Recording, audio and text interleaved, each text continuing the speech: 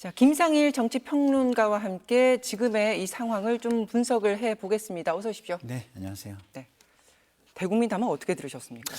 그러게요. 들으면서 참 이게 제가 현실에 지금 있는 건지 의구심이 꿈을 꾸는 건 아닌지 그런 생각이 들 정도의 담화였는데요. 기본적으로 제가 볼 때는 잘못을 인정하지 않고 있다라는 게 좀 분명하게 드러나고 있는 것이고요. 그리고 지금 결과로 나와 있는 많은 것들의 자기 변명과 자기 합리화를 굉장히 주장했다 이런 생각이 듭니다. 그 내란 목적이 아니다라고 얘기를 했는데요. 예. 그 굉장히 결과론적인 변명을 계속 하는 거예요. 그러니까 이게 수용자 입장이나 피해자 중심 사고로는 받아들이기가 어려운 거죠. 예를 들어서 무언가를 남에게 설명하려면 그 얘기를 듣는 수용자 입장이라는 게 존재합니다. 근데 수용자 입장에게 이렇게 한 대 때려놓고 이거 때리려고 했던 게 아니야 라고 얘기한다면 그 수용자가 받아들일 수가 없잖아요. 그러니까 수용자가 받아들일 수 있는 식이 아니라 나를 중심으로 모든 것을 판단한다. 나의 생각만이 모든 것이다. 라는 식의 어떤 담화였다라는 생각이 들고요. 그리고 마지막으로 이게 내란의 어떤 계엄 선포의 배경이 내란의 목적이 아니라는 거에 대해서도 이야기를 하는데 의구심이 드는 것은 그러면은 제도에 의한 정상적인 제도에 의한 문제 해결이 안 된다는 것이냐. 지금 얘기하는 모든 변명, 자기 합리화들이 제도에 의한 민주주의에 의한 법치에 의한 문제 해결이 가능한데 자기 판단으로 그것이 다 불가능한 상태였기 때문에 했다. 이런 얘기이기 때문에 수용자들 입장에서는 도저히 납득하기 좀 힘든 담화였다 이런 생각이 듭니다. 그럼 내용을 좀 하나하나 짚어보겠습니다. 거대 야당인 더불어민주당이 국민을 뽑은 대통령을 끌어내리기 위해서 퇴진과 탄핵을 선동하고 있다. 네. 멈추지 않고 있다. 이렇게 얘기를 했고 자유민주주의 헌정 질서를 파괴하는 네. 괴물이 됐다. 이렇게 네. 표현을 했거든요. 네.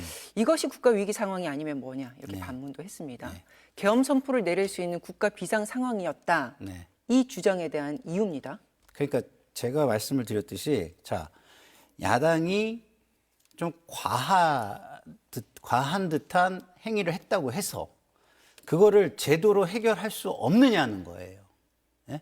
할 수 있죠. 그리고 그 정도의 계엄이 선포가 되려 그러면 그 해결하는 시스템 자체도 다 마비가 됐어야 되는 거거든요. 근데 그렇지 않았잖아요. 법원이 계속 움직이고 있었습니다. 그리고 법원의 판단을 대통령이 강제할 수는 없는 거예요.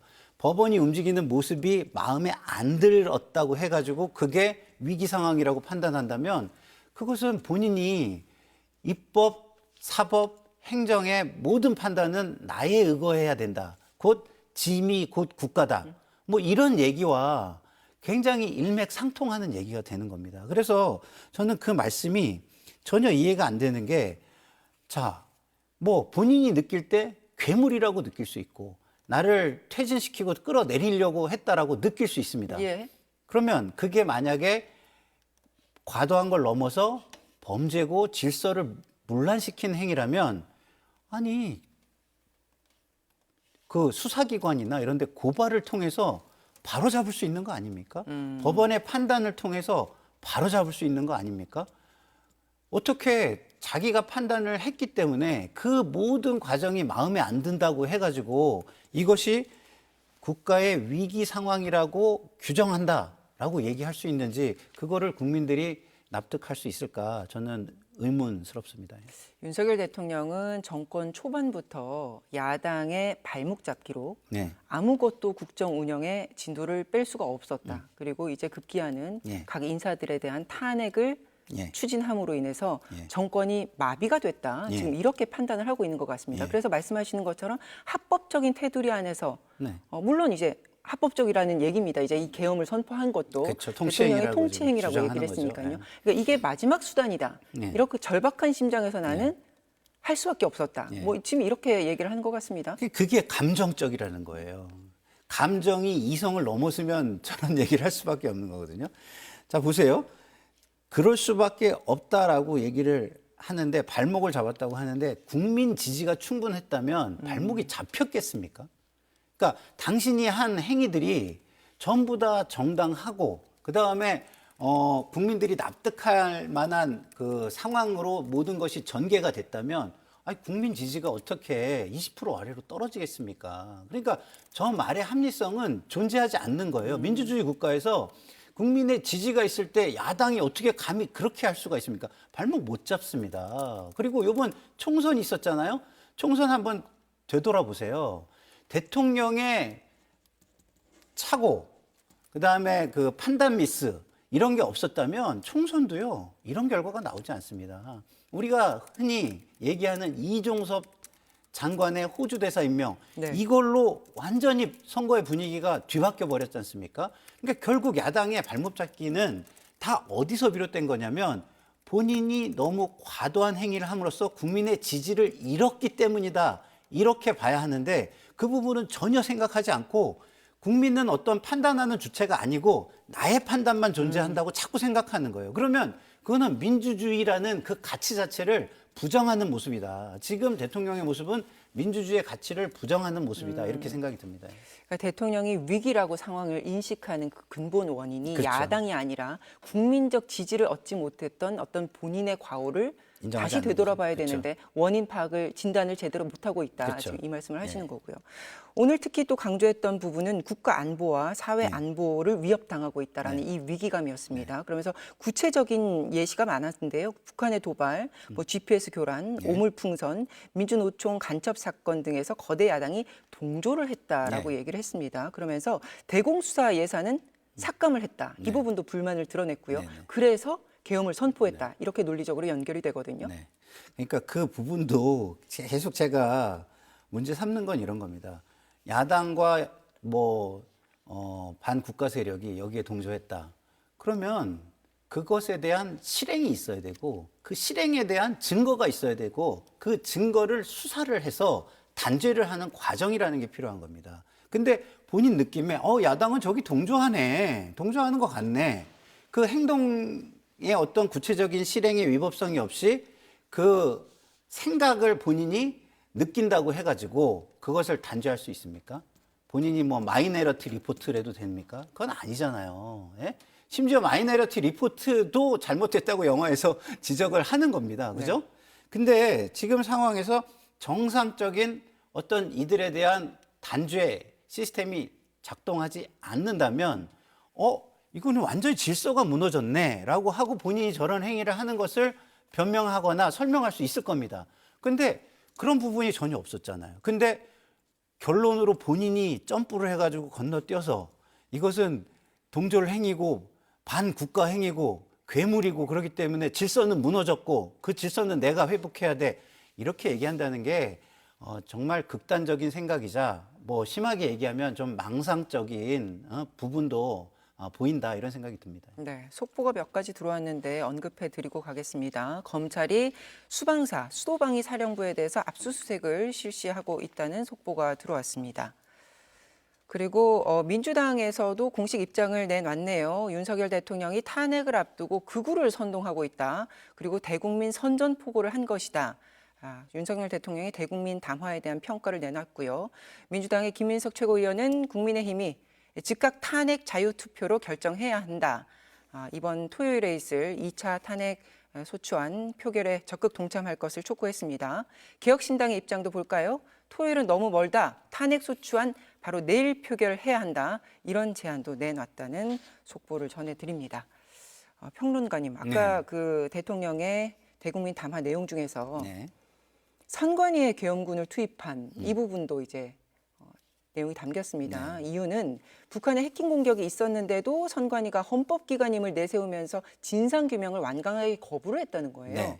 그렇기 때문에 계엄군을 투입을 해서 어쨌든 서버들을 촬영을 했다. 뭐 이렇게 지금 얘기가 연결이 되는 건데 이게 과연 정당성을 인정받을 수 있을까? 전혀 인정받을 수 없습니다. 왜냐하면 지금 대통령실에 대한 수사를 헌법기관이라는 이유로 막은 게 대통령실입니다. 그게 현실인 겁니다. 그렇기 때문에 그렇게 헌법기관들은 고도의 수사력을 통해서 고도의 증거를 확보할 때만 단죄가 가능한 것이죠. 그만큼 그 기능이 보호가 돼야 되는 기관들인 겁니다. 그런데 헌법기관 중에 하나를 다른 헌법기관이 그 판단을 달리한다고 해서 그 기능을 침탈할 수가 없습니다. 그것이 내란인 겁니다. 바로. 그래서 본인이 한동훈 대표가 얘기했듯이 내란임을 자백한 것이나 다름이 없다라고 얘기하는 것이 오히려 더 맞을 거라고 생각하고요. 이 담화의 의도는 분명합니다. 지금 이것을 한다고 해서 자기 정당화를 할 수 없다는 걸 알면서도 이 타이밍에 한 거는 세 가지 의도가 저는 있다고 보는데요. 민주당이 얘기한 것처럼 지지자 결집을 통해서 시위를 유도하고, 두 번째는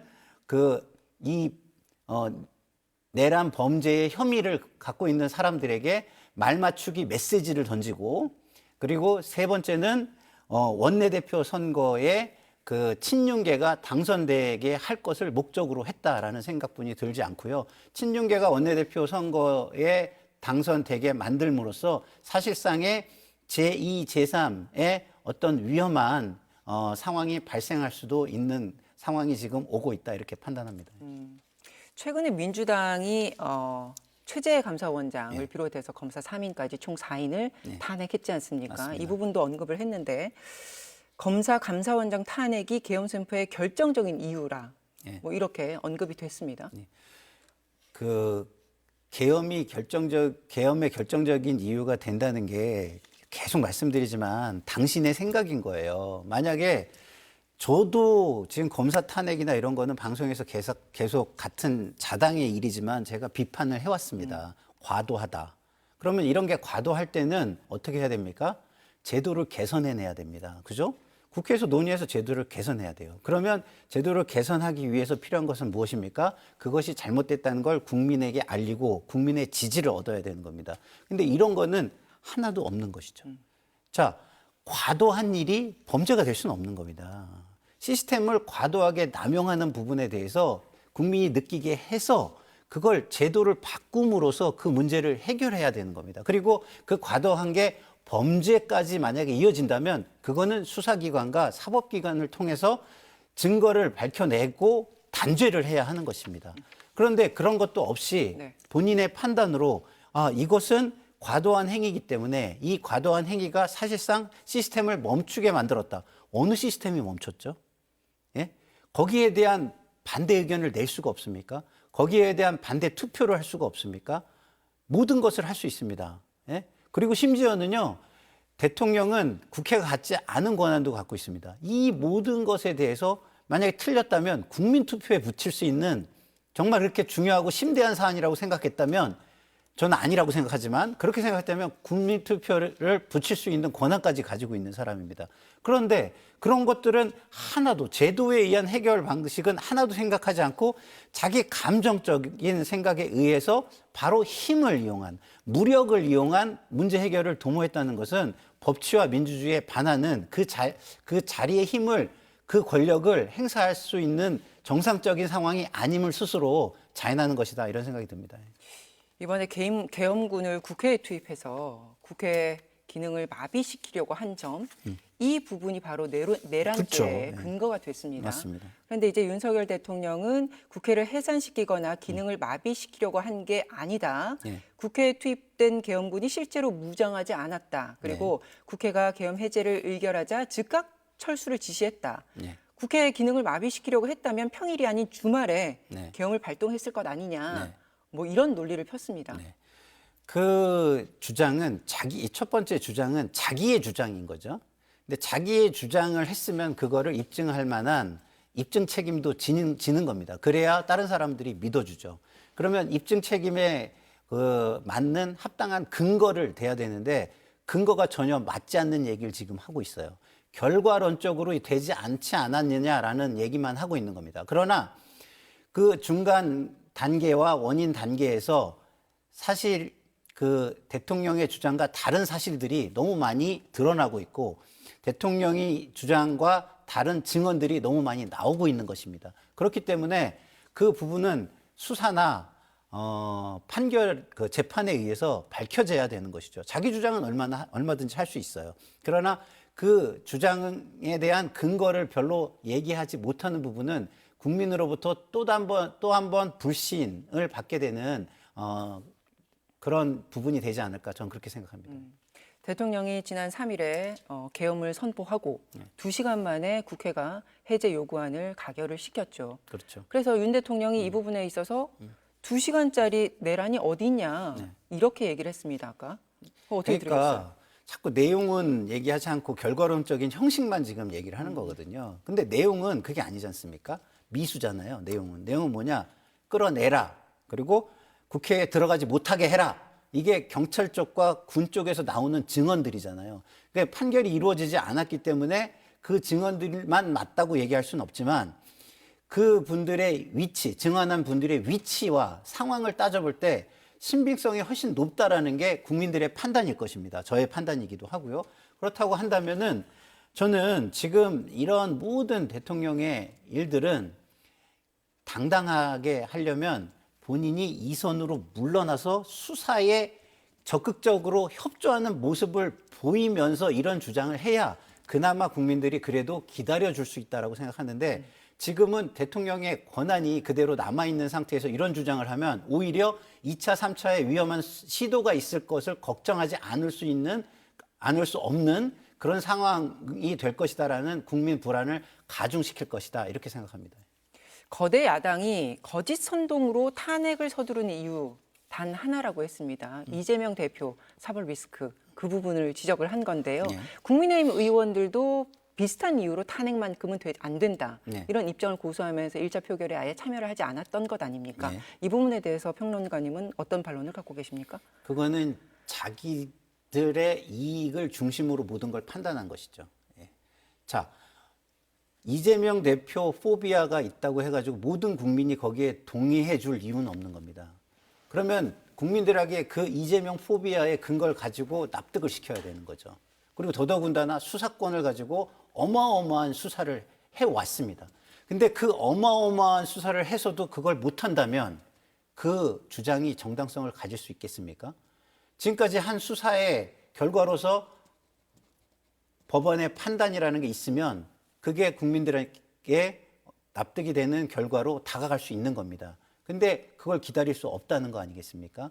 지금까지 이재명 대표가 뭐 그 결론에 이르지 못하게 방해했다. 또 이런 것이 문제가 되는 건데 그 부분 역시 저는 그러면 그건 수사 능력의 문제이자 그리고 법원에 충분히 납득할 만한 어떤 설명이나 증거를 들이대지 못한 수사기관의 문제다. 저는 이렇게 생각을 하고요. 그러면 대통령의 말씀은 그런 겁니까?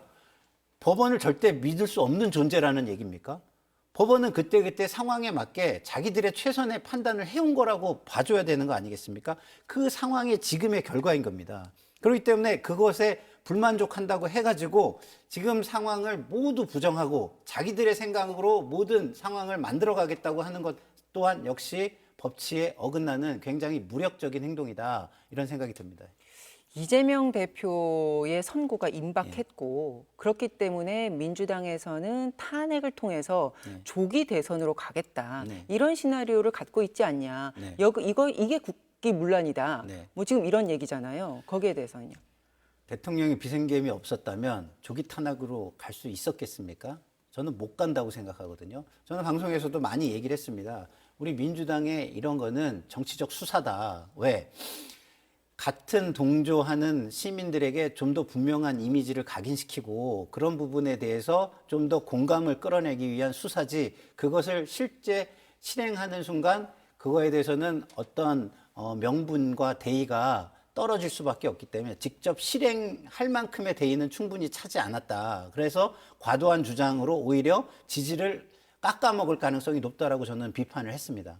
그런 상황에서 이것이 탄핵으로 민주당의 어떤 행위가 탄핵으로 바로 연결된다는 그 논리조차도 너무 비약이다. 저는 이렇게 말씀을 드리고요. 예. 자, 결국에는 그런 어떤 불안감을 가지게 되는 이유는 딱 하나입니다. 국민 지지가 바닥으로 지금 추락하고 있기 때문입니다. 그러면 자신들의 정치적인 미래가 보이지 않기 때문에 자신들의 이익을 지키기 위한 행위로서 이런 극단적인 행위를 했고 그것이 오히려 탄핵을 불러온 것인지 그 전 단계에서 민주당이 탄핵을 실행할 만한 그 정도의 충분한 에너지는 쌓이지 않았던 것으로 보는 게 맞다. 저는 이렇게 생각합니다. 비상계엄 조치가 국정 마비 상황에서 국정 정상화를 위해서 대통령이 법적으로 행사할 수 있는 합법적인 권한이다. 이런 내용이 있었고요. 이 부분은 사법부의 판례와 헌법 학계의 다수의 의견이다 이런 말도 덧붙였는데 지금 사법적인 대응을